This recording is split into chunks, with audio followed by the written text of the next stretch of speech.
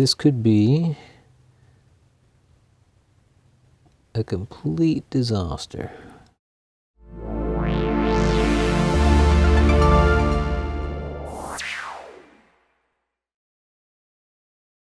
Welcome. Today we're looking at these guys. This is called an Is. That's spelled I-Z. Actually, these are the Happy Meal versions of the Is toy. The original Is toy is quite a bit bigger, about a foot high, and was created in 2005, I believe, by the chap that created the Furby. They were kind of supposed to be the next big thing after the Furby, and I don't think they really took off because the Furby is still a household name and is not really.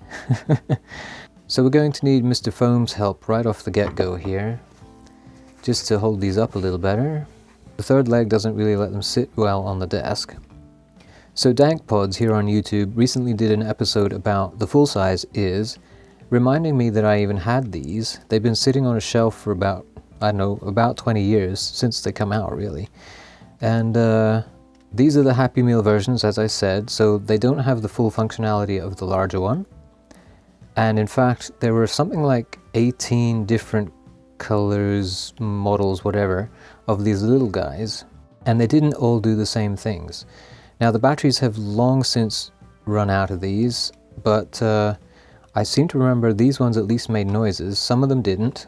These two have buttons that you can press on the chest, and that would set off a little tune, and I think the little, whatever you call that, the mouth thing, would light up as well, and possibly the eyes move.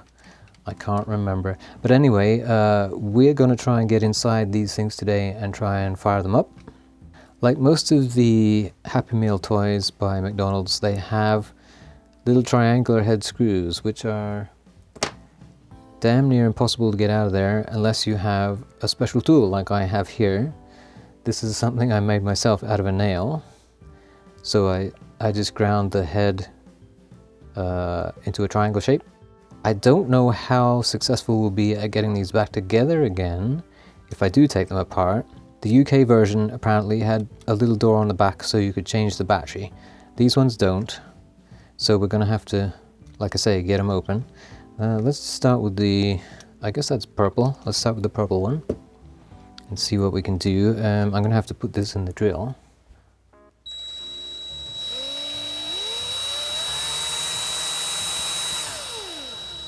That actually came out not bad, but we're going to need a magnetic thingy to get it out of there. Oh, not even magnetic? What the heck? Okay, oh, there we go. All right, that's one. There's 3 screws.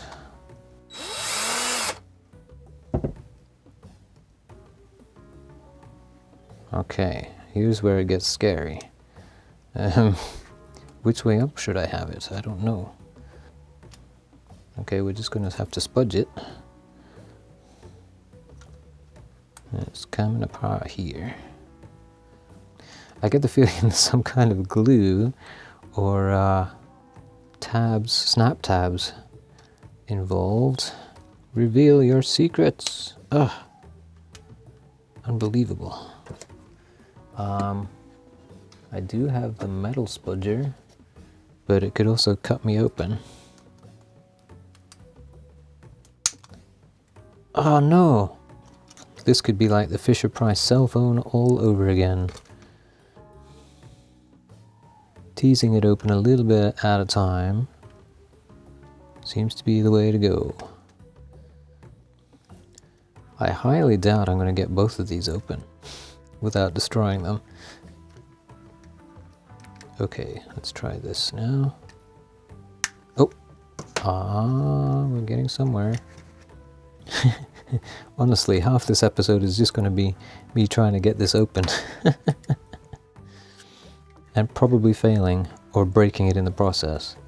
Oh well, makes for good TV, I suppose. Come on now. Oh, I heard another snap. They really didn't want this coming apart. So, it was my original theory that just taking it apart made it difficult to put it back together, but I have a feeling now that getting it apart probably just destroys them. My poor spudger. Let's try this one again. Oh, that's actually doing it. Hey, hey, we've given it wings. Oh, temporarily. I'm feeling like it would have been nice to have the UK version right about now. Ah, you beggar.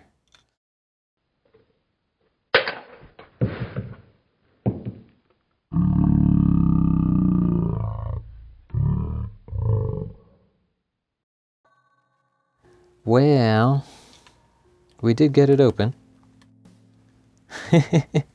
Except the battery is in behind there. Oh, gosh. Isn't that something? Okay, so the speaker is used to press the contact switch back here. That's an interesting design. I can see the black blob there. God. What a shame. I mean, it will go back together again, but it's going to have that horrible crack there. Those are proper Phillips heads. I think I should have done the red one. I kind of like the purple one better. Well, there's nothing for it. We're just going to have to forge ahead. Ah!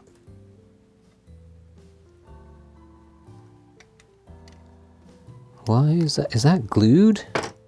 Okay, so right here, this sort of brown looking stuff is glue. What would you call those? One of these screw posts that doesn't have a screw in it is just glued in there. So you're pretty much destined to break these if you're trying to get in them. And of course the battery is somewhere in behind this. Alright, moment of truth. Let's see if it does anything. Oh. Oh, we had a bit of... we had a flash there. This white stuff in here is corrosion. The battery has leaked. So we might not get anything out of this thing at all.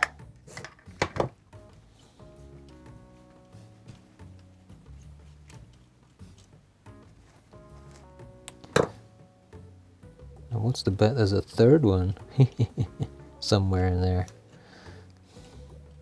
Oh, hey, well, look at that. Oh, alright. Well, we're not sunk completely here. There's a third screw. Oh, I see. So those two these aren't the battery points at all. These are leading to the LED under the nose or mouth, whatever you want to call that. That's what that was. That was the on-off switch.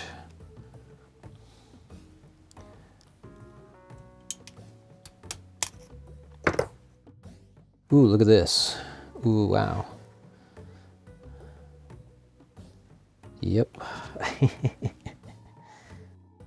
Yes, as you can see, it's well and truly corroded. Let's get those out of there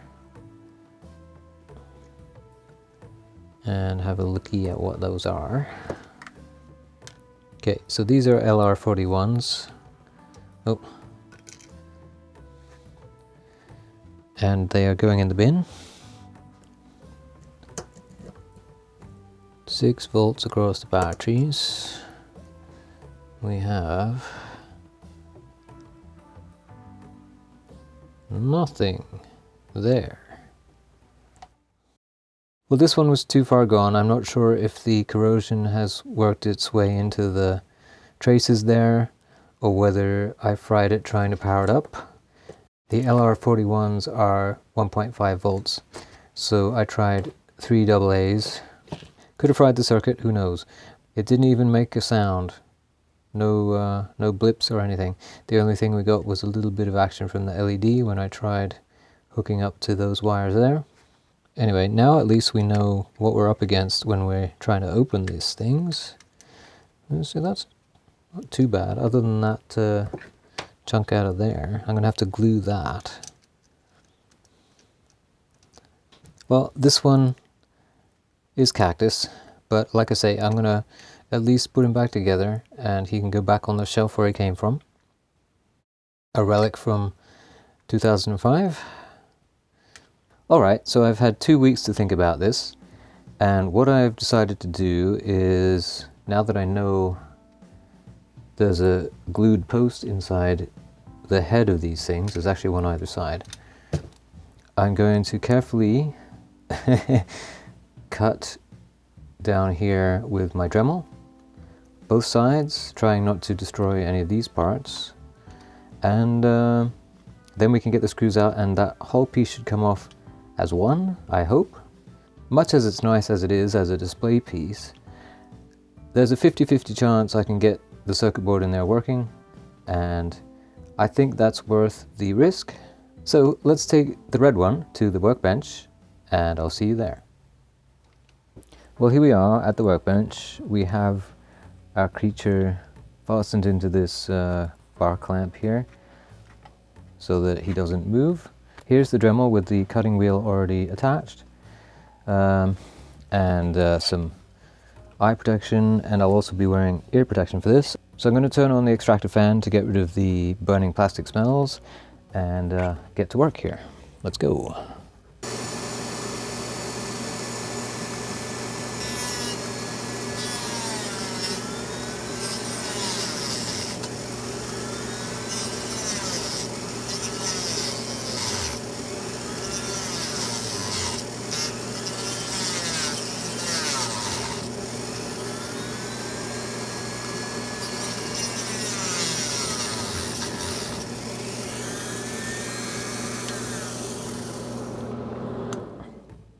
Well, that seems to have been a success.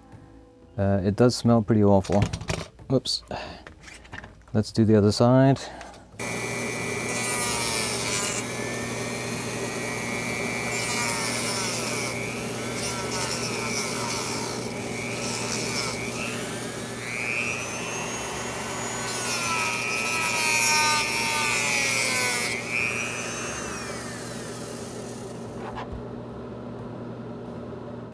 Okay, hopefully that's all we need. Let's go back to the station now and see what we can do with this.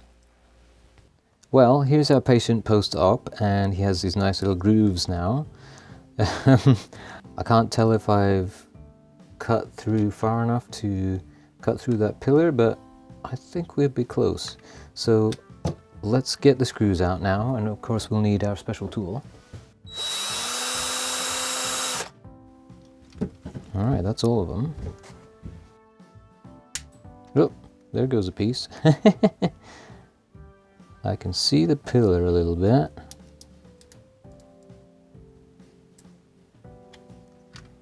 Alright, try the other side. Oh! Oh! Yes. Okay. Look at this. Alright. And I can already see this circuit board is in much better shape. One of them you could turn the ear and it did something. This one doesn't, because it's not attached or connected to anything. Alright, here it comes. Right. Aha. That little thing wraps around the... There. Alright, look at this. It looks in good shape. There's our power button. I'm going to leave it attached if I can. Or maybe, oh, no, it doesn't want to work. Hang on. There we go. If I push it, I have to take it apart, remove the batteries.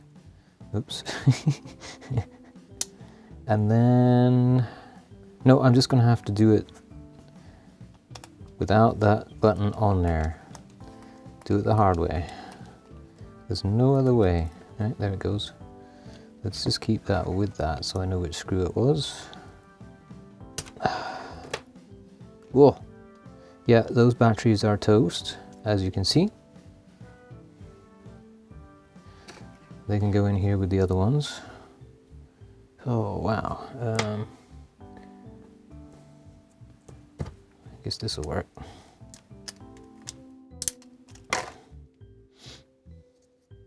This plastic is super brittle, by the way, as you probably guessed. Look at all that corrosion. Nasty. Alright, so our circuit board has very little corrosion on it. We can probably get it running with little to no effort. We do need our battery case from last time. Positive.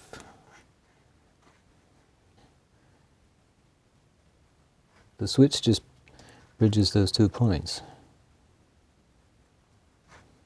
Okay, we should be armed. Oh, listen to that.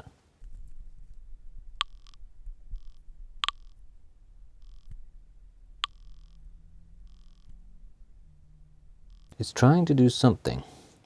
I just wonder if I've got too much voltage or too little. There's correct voltage there.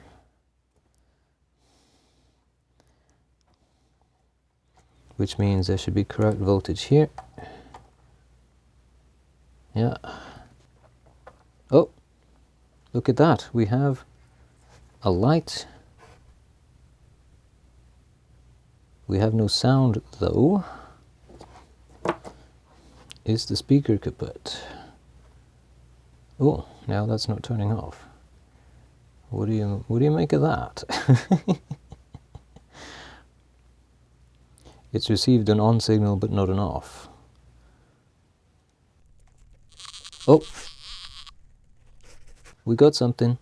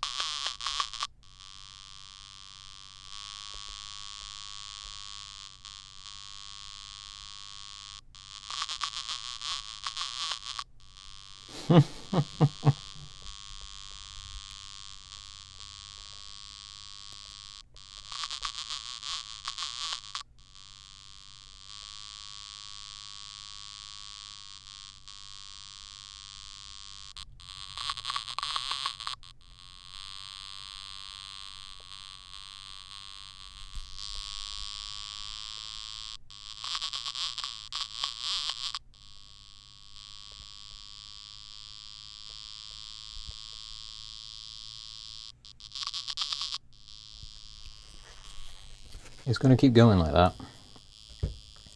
It sounds exactly like it would if it wasn't getting enough voltage. So maybe we can get another battery.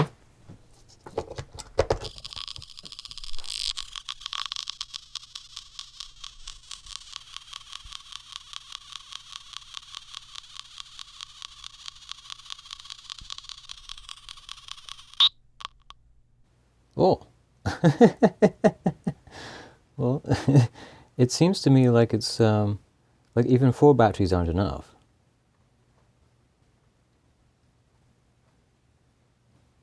Did I kill it?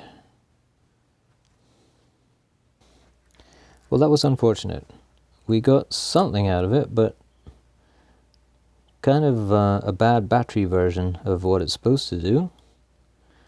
Yeah, it's supposed to sing a little tune, a kind of alien sounding tune, but all we got was kind of a bad battery version of that, which is a bit of a shame. The board is super bent. I don't know if you can see that, like a banana. But apparently it's all in good order. I can't say much for this. There's a surface mount, I think that's a resistor there. And of course we can't tell what's under the black blob. Yeah, well, bit of a failure really, but at least we tried.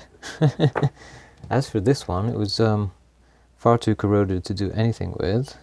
Interesting, I just noticed that the circuit board's a different color. Well, that's the end of our sad little adventure with these guys. Unfortunately, this one couldn't be resurrected. This one here, we got something out of it before it too gave up the ghost. I'm not sure if I'm going to put this back inside. I might just take the little plate thingy off and stick it back in there. I'm going to glue this one back together. We'll put them back together as best we can anyway. You can see the glue on that pin thing there. And oh, look at this. The eyeballs are just on a little pin. LED goes up inside there. So I am going to put these back together as best I can. They're just going to be display pieces from now on. And perhaps I'll run into some more of these at some point. But I don't really think they're worth the trouble it took to get into them, unfortunately. Better off just keeping them whole. But yeah, that was kind of fun in its own way, but could have had a better result. All the bits here. Anyway, that has been Adventures in Audio. Sorry it wasn't up to snuff. It'll probably be an extra. See you all next time. No one's going to buy my priceless collectible once you put black marks in it.